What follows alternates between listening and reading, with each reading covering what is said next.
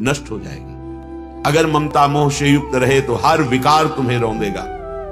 फिर आपको लगेगा कि क्या नाम जप कर रहा हूं, सत्संग सुन रहा हूं, इसका कोई प्रभाव नहीं है। तो आप प्रभाव की बात ही नहीं मान रहे हैं। आप यदि मनमानी करेंगे तो श्रीपाद कह रहे हैं, द्राघी यस्याम चलतिन पदम भीम माया रजन्याम। भीम अर्थात महाबली, ये महाबली माया तुम्हें एक कदम भी परमार्थ में चलने नहीं देगी, गिरा के भ्रष्ट कर देगी। कब? जब आप हरि गुरु का आश्रय छोड़ देंगे, हरि गुरु की बात नहीं मानेंगे। ये भगवत गीता अमृत है, स्वयं जगत गुरु भगवान के हृदय से प्रकट हुई। अगर हम एक एक शब्द मनन करें अभी जीवन मुक्त हो जाए। आप मनन नहीं कर सकते तो बड़े बड़े महात्माओं ने मनन करके अपने अनुभव से सरल भाषा में तुम्हें बताया, उसे मान लो। मान लो, तुम्हारे परम कल्याण के लिए है। तुम सुखी हो जाओगे, तुम्हारा हृदय शीतल हो जाएगा, नाच पड़ेगा मन जो तुम्हें नाना प्रकार के दुख दोषों में फंसा रहा है। कामश्मय, काम और ये दंभ। दंभ का तात्पर्य होता है जो है नहीं वो हम दिखावा करते हैं। हमें एक ही चेहरा रखना चाहिए भगवत मार्ग में, चाहे गृहस्थ हो या विरक्त हो। यदि हम दो चेहरे रखेंगे तो फिर परास्त कर देंगे माया के पार्षद। दो चेहरे का मतलब समाज में हम एक बहुत अच्छा व्यक्तित्व प्रस्तुत करते हैं और एकांत में हमारा एक बड़ा मलिन स्वरूप होता है, आसुरी प्रवृत्ति होती है। कई बार सत्संग में कहा है, साधु या साधक या गृहस्थ या भक्त जिसका एकांत और समाज एक जैसा हो जाता है वही भगवत मार्ग में आगे बढ़ पाता है। समाज में तो सब सुशील सज्जन दिखाई देते हैं, लेकिन एकांत में तुम्हारे ऊपर जो मन बुद्धि का आक्रमण है, तुम उसके वेग को नहीं सह पाते हो। ये सहने के लिए आप आए हो। ये सत्संग आपको सहन करना सिखाता है। जो सह जाता है वो परम पद में आरूढ़ हो जाता है। यम ही न व्यथ्यन्ते ते पुरुषम पुरुषर्षभ सम दुखा सुखाधीरम स्वमृतत्वाय कल्पते। जो धैर्यवान पुरुष आए हुए सुख दुख को सह जाता है, सुख हर्षित नहीं हुआ, फूला नहीं, दुख भूला नहीं। जहां आपके अंदर काम की बाधा पड़ी तो क्रोध प्रकट हो जाएगा। कामः संजायते क्रोधा। क्रोध आपकी स्मृति का हरण कर लेगा। आप कौन है, आपका कर्तव्य क्या है, आपका लक्ष्य क्या है, आप भूल जाएंगे। स्मृति का नाश होती बुद्धि नष्ट हो जाएगी। बुद्धि नष्ट होना सर्वनाश कहा जाता है। कामः संजायते क्रोधा, क्रोधा स्मृति विभ्रमः, स्मृति भ्रंशात् बुद्धिनाशो, बुद्धिनाशात् प्रणश्यति, प्रणश्यति सब नष्ट हो गया। बुद्धि नष्ट हो गई, हरि से विमुख, गुरु से विमुख, धर्म से विमुख, कर्तव्य से विमुख, सब तरह से भ्रष्ट कर देगी। फिर जलन पे जलन बढ़ती जाएगी। कितने दिन का जीवन है, आज स्वस्थ हो, कल भयंकर रोग की सूचना आ जाएगी। फिर क्या करोगे? शरीर छूट जाएगा, अन्य योनियों में जाओगे, महान दुख भोगोगे। अभी हरि गुरु की बात मान लो। श्रीपाद कह रहे यामः कामश्मय, काम और दंभ ये माया के पार्षद हैं। पिशुनता, दूसरे की निंदा करना, चुगली करना, ये दुष्टता है, ये मनुष्यता नहीं, ये साधुता नहीं है। दूसरे की चुगली करना, दूसरे की निंदा करना, ये दुष्टता है। और क्रोध, ये तो भयंकर विनाशकारी देवता है। अगर हम क्रोध को सहन नहीं कर पाए तो फिर हमारी साधना क्या, हमारी मनुष्यता क्या? क्षमावान बलवान कहा जाता है, क्रोधी उसे बलवान नहीं कहते हैं। क्रोध आते ही वाणी का शासन खत्म हो जाता है। वाणी जो चाहती बोलती है, उसका परिणाम बहुत बुरा होता है। हमारे मुख से गाली निकलने लगती है, हमारे मुख से पूज्य जनों का अपमान होने लगता है, यहां तक कि भगवान की भी निंदा करने में चूकते नहीं जब क्रोधावेश होता है। देख लो, देवर्षि नारद जी क्रोध के आवेश में हुए तो भगवान को शाप दे दिया। तब हरि माया दूर निवारी, तहा न रमा न राजकुमारी, त्राहिमाम शरणागत। तब बात आई, क्रोध आराध्य देव को शाप दिला दिया। बहुत सावधान, श्रीपाद कह रहे हैं, क्रोध लोभादि स्त्रैः, ये ऐसे हैं त्राहिमाम बुलवा देंगे, नष्ट कर देंगे यदि होश में ना रहे। किसी का तुम क्या बिगाड़ लोगे? तुम्हारा ही बिगड़ेगा। तुम्हारी सोच बिगड़ जाना तुम्हारा पतन हो जाना है। तुम्हारी बुद्धि का शासन मन पर खत्म हो जाना तुम्हारा सर्वनाश है। बहुत सावधान। सत्संग तुम्हें जागृत करता है। तुम रोज सत्संग सुनते हो, लेकिन तुम अपने मन पर, अपनी बुद्धि पर शासन नहीं, तो क्या सत्संग? श्रोता सोई परम सुजान, सुनत चित रति करे। सह जाओ, भगवान हरि तुम्हारे हृदय में बैठे हैं, वो तुम्हें इस बात का फल देंगे। तुम्हारा हृदय शीतल हो जाएगा। तुम जन्म जन्म की जलन से मुक्त हो जाओगे। क्षमावान ही भगवान को प्रिय है। और जो जिसने क्षमा करना सीख लिया तो ये ना सोचे कि मैं इसे क्षमा करता चला जा रहा हूं और ये बढ़ करके फिर हमसे मिलेगा, फिर हमारे साथ अपमान का व्यवहार करेगा। नहीं, तुम जितना दंड नहीं दे सकते थे उससे बड़ा उसे दंड मिलेगा।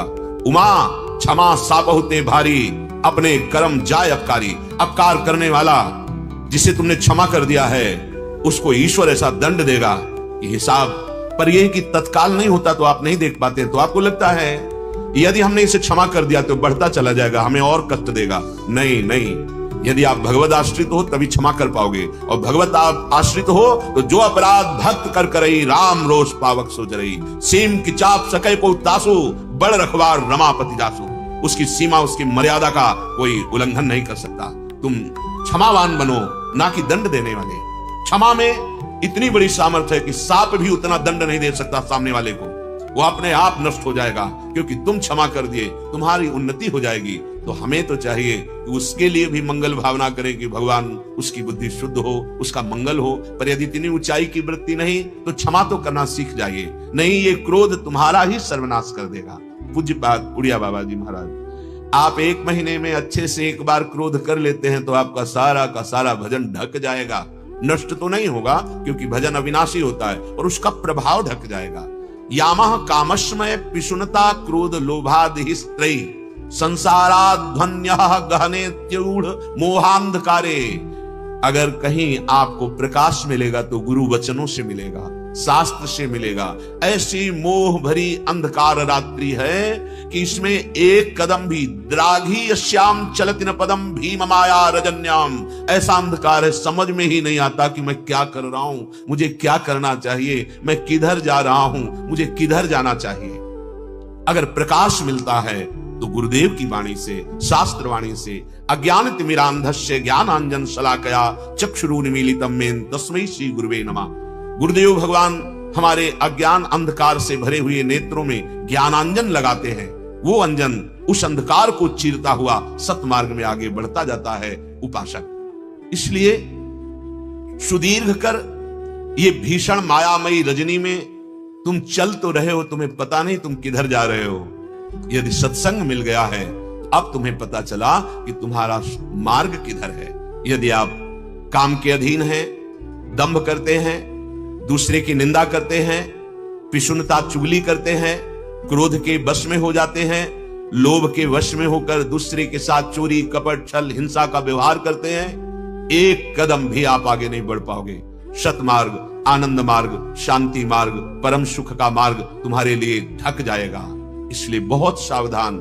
ये हमारा जन्म बहुत ही महिमामय है। इसमें भजन करके आप साक्षात भगवान बन सकते हैं, आप भजन करके ब्रह्मा बन सकते हैं, देवराज इंद्र बन सकते हैं, जो सुख चाहे वो प्राप्त कर सकते हैं। पर आप तो माया रजनी में अंधकार की तरफ पापाचरण करते हुए मांस खाना, मदिरा पीना, व्यभिचार करना, जुआ खेलना, क्रोध के वशीभूत होकर हिंसा करना, ये है घोर रात्रि माया की। सावधान। श्रीमद वृंदाटवितो कृपौदार्यमेकम स्मरामः।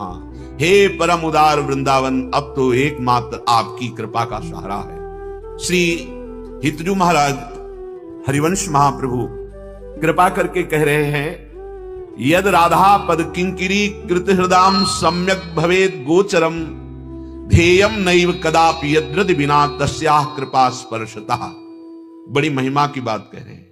यत् प्रेमामृत सिंधु सार रसदम पापैक भाजामपि, तद वृंदावन दुष्प्रवेश महिमाश्चर्यम हृदय स्फूर्जतु। ये वृंदावन आप आए हैं पैसे के बल से, पुण्य बल से आप वृंदावन नहीं आए हैं। आचार्य चरण कह रहे हैं, श्री किशोरी जी की कृपा के बिना कोई हृदय में सोच भी नहीं सकता वृंदावन के लिए। ध्येयम नैव कदापि यद्रद बिना तस्याः कृपा स्पर्शता। श्रीमद चतुरासी जी में कह रहे, श्री राधिका कृपा बिनु सबके मनन अगम्य है। जब श्री जी की कृपा हो गई तो तुम उद्दंडता क्यों करते हो, अवहेलना क्यों करते हो? उद्दंडता किसे कहते हैं? गुरु आदेश के विपरीत आचरण करना, शास्त्र आदेश के विपरीत आचरण करना। इतने कृपालु गुरुदेव, इतने कृपालु लाडली जी, इतने कृपालु वृंदावन का आश्रय, वृंदावन का सानिध्य, फिर भी हमारा हृदय काम क्रोध लोभ मोह मद मत्सर से पीड़ित होकर वैसे ही अवहेलना आचरण करता रहे। सुधार करो। तुम्हारा स्वभाव बहुत जन्मों से बिगड़ा हुआ है, तुम धैर्य पूर्वक अपना सुधार करो। विपरीत भावना का हृदय में आरोप मत करो, नहीं तो छूट जाएगा मार्ग छूट गया तो फिर अहम और मोह ये दोनों मिलकर ऐसे अंधेरे में खड़ा कर देंगे, निकलना मुश्किल है। इधर जो आप कदम रख पाए हो श्री जी की कृपा से रख पाए हो। कह रहे हैं ध्येयम नैव कदापि यद्रति बिना तस्याः कृपा स्पर्शता। हमारी स्वामिनी जी किशोरी जी की कृपा के बिना तुम वृंदावन को हृदय से भी ध्यान नहीं कर सकते, वाणी से वृंदावन नहीं बोल सकते। आने की तो बात जाने दो, आप आ गए हैं। आप पर बहुत कृपा लाडली जी की है। यद राधा पद किंकिरी कृत हृदाम सम्यक भवेद गोचरम। जिन्होंने श्री राधा चरणारविंद की शरणागति ले ली और श्री जी की सेवा कर रहे हैं दास्य भाव से, उनकी नेत्रों में दिव्य वृंदावन प्रकाशित हो जाता है। ये इतना महामहिम वृंदावन है कि जो पापैक भाजामपि महान पापी रहे हैं, अब वो वृंदावन की कृपा से वृंदावन में आ गए। पर स्वभाव ऐसा ही है, स्वभाव का परिवर्तन नहीं हुआ। अगर उन सत्संग और रसिक संग के प्रभाव से वो कहीं अपने स्वभाव पर शासन कर ले तो यद प्रेमामृत सिंधु सार रसदम पापैक भाजामपि महान पापी रहा है। लेकिन वृंदावन धाम उस घोर पापी को भी प्रेमामृत सिंधु के रस सार का दान करके महान रसिक बना देगा। इतनी सामर्थ्य वृंदावन में है, किसी अन्य साधन में नहीं है। विश्वास कीजिए। वो पापैक भाजामपि महान पापी पाप का ही पात्र बन चुका। अब उसने मन में विचार किया जब सत्संग सुना कि अब तो श्री लाडली जी जैसी कृपालु सरकार के सिवा हमारा कहीं उद्धार नहीं हो सकता, क्योंकि जिनका स्वभाव ही है सत्तारणी कृत स्वभाव सुधार रसौघम, तार देना जिनका स्वभाव है, बस बस अब तो मैं राधा राधा रटूंगा, वृंदावन की रज का आश्रय लूंगा, गोरे चरणारविंद की ठसक में रहूंगा, हमारे माई श्यामाजू को राज। तो कह रहे पापैक भाजामपि, यद्यपि वो पापी रहा है पर यद प्रेमामृत सिंधु सार रसदम, जो प्रेम समुद्र का सार रस प्यारी जू के चरणारविंद की प्रीति प्रदान करता है, वो वृंदावन उसे महान रसिक बना देगा। आहा तद वृंदावन दुष्प्रवेश महिमाश्चर्यम हृदय स्फूर्जतु। ऐसे वृंदावन की दुर्गम महिमा मेरे हृदय में प्रकाशित हो रही। कैसी? महान पापियों को भी रसिक बना दे ऐसा वृंदावन। श्री हिताचार्य चरण हरिवंश महाप्रभु कह रहे हैं यद्यपि वो पापी रहा है, नीच स्वभाव का रहा है, पर वृंदावने संगताः सर्वेप्यद्भुत सन महिम्नि मधुरे वृंदावने संगताः। उसने वृंदावन का आश्रय ले लिया। अब वृंदावन से हमारा ऐसा संबंध हो गया कि हम जी नहीं सकते वृंदावन के स्मरण के बिना, वृंदावन के आश्रय के बिना। और कहीं सौभाग्य से अखंडवास मिल गया कि अब मैं अपने शरीर को इसी रज में मिला दूंगा, अर्थात अपने प्राण इसी पावन रज में। जो रज शिव सनकादि के आचत सो रज शीश चढ़ाऊं, किशोरी तेरे चरणन की रज पाऊं। अब तो जय श्री भट्ट धूलि धूसर तन यह आशा और धार, अब इसी रज में मरूंगा। नियम लेता हूं चाहे जितना भयंकर कष्ट दिया जाए, मैं इस रज से बाहर नहीं होऊंगा। खंड खंड हो जाए तन अंग अंग सतटूक, वृंदावन नहीं छाड़ियो छाड़िबो है बड़ी चूक। मर जाऊंगा मिट जाऊंगा पर रज नहीं छोड़ूंगा। जानते हो कोई साधन नहीं बना, केवल इतनी निष्ठा हुई तो सद्योगेंद्र सुदृश्य सांद रसदा नंदैक सन्मूर्तया। बाहर के बड़े बड़े योगियों के द्वारा वो दर्शनीय हो गया। उन योगियों को भी सुख प्रदान करने की सामर्थ्य उस पापी पुरुष में हो गई जिसने आजीवन अखंड वृंदावन धाम के वास का ऐसा नियम ले लिया। ऐसे महान कृपालु वृंदावन का आश्रय मिल गया है। आप यहां आ गए हैं, आपको सत्संग मिल गया है। अब होश में हो जाइए। होश में हमें जो बहुत बड़ी संपत्ति मिल गई, बहुत कृपा से मिली लाडली जी से, अब हमारा जन्म व्यर्थ नहीं जाना चाहिए। श्री सूरदास जी महाराज कह रहे हैं जन्म सिरानो अटके अटके। कभी काम ने अटका लिया, कभी क्रोध ने अटका लिया, कभी निंदा दोष आदि दर्शन ने अपना अधिकार दिखाकर हमें सतमार्ग से रोक लिया, कभी लोभ ने रोक लिया, कभी मोह ने रोक लिया। जन्म सिरानो अटके अटके, राजकाज श्रुत बित की डोरी, बिनु विवेक फिरो भटके, मेरो जन्म सिरानो अटके अटके।